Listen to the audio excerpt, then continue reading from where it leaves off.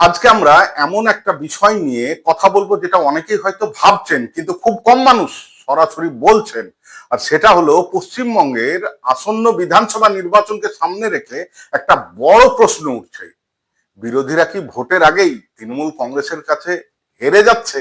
শুনতে একটু কঠিন লাগতে পারে, কিন্তু কেন আমি এমন কথা বলছি সেটা আজকের ভিডিওতে বিস্তারিত আলোচনা করব। তাই ভিডিওটি শেষ পর্যন্ত দেখার জন্য অনুরোধ রইল।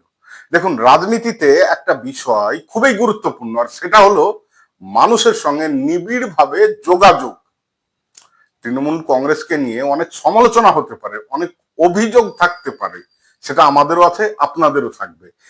কিন্তু একটা বিষয় অস্বীকার করা খুবই কঠিন, সারা বছর ধরে তারা মানুষের সঙ্গে যেভাবে যোগাযোগ রেখে চলছে, গ্রামে গ্রামে পাড়ায় পাড়ায় এমএলএ নেতা মন্ত্রী কর্মীরা মানুষের সঙ্গে মিশছে, সরকারি প্রকল্প, দুয়ারে সরকার, মেলা খেলা, বিভিন্ন কর্মসূচির মাধ্যমে তারা নিয়মিত মানুষের সামনে উপস্থিত থেকে থাকছে।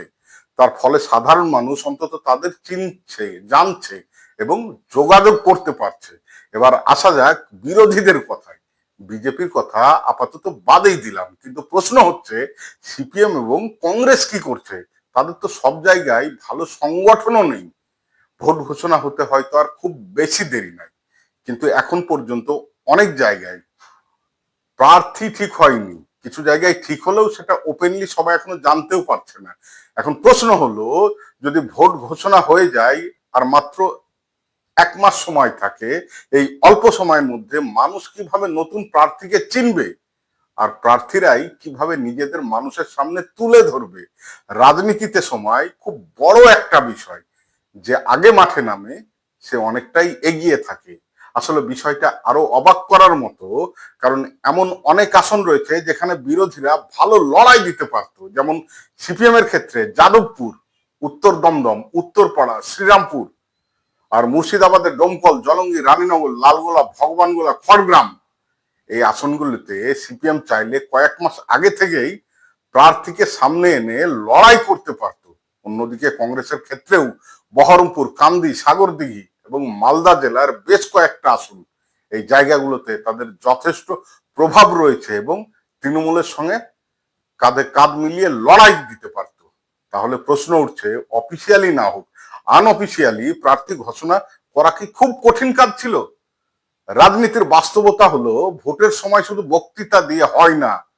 মানুষ জানতে চায় কে তাদের প্রার্থী, কে তাদের সমস্যার কথা শুনবে, কে তাদের কাছে থাকবে। যদি মানুষ প্রার্থীকে চিনতে না পারে, তাহলে ভোটের সময় তারা কিভাবে সিদ্ধান্ত নেবে? এই জায়গাতেই বিরোধীদের কৌশল নিয়ে প্রশ্ন উঠছে।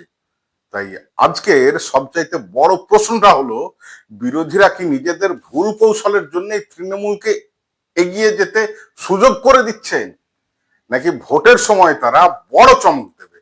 এই প্রশ্নের উত্তর অবশ্যই সময় দেবে। কিন্তু রাজনৈতিক পর্যবেক্ষকদের মতে, যে দল আগে মাঠে নেমে সংগঠন শক্ত করে, সাধারণত তারাই নির্বাচনে এগিয়ে থাকে। এই বিষয় নিয়ে আপনারা কি মনে করেন? আপনাদের মতে পশ্চিমবঙ্গে বিরোধীরা কি সত্যি পিছিয়ে পড়ছে, নাকি শেষ পর্যন্ত ছবিটা বদলে যাবে? কমেন্ট করে অবশ্যই জানান। ভিডিওটি ভালো লাগলে লাইক করুন, শেয়ার করুন এবং চ্যানেলটাকে সাবস্ক্রাইব করতে ভুলবেন না।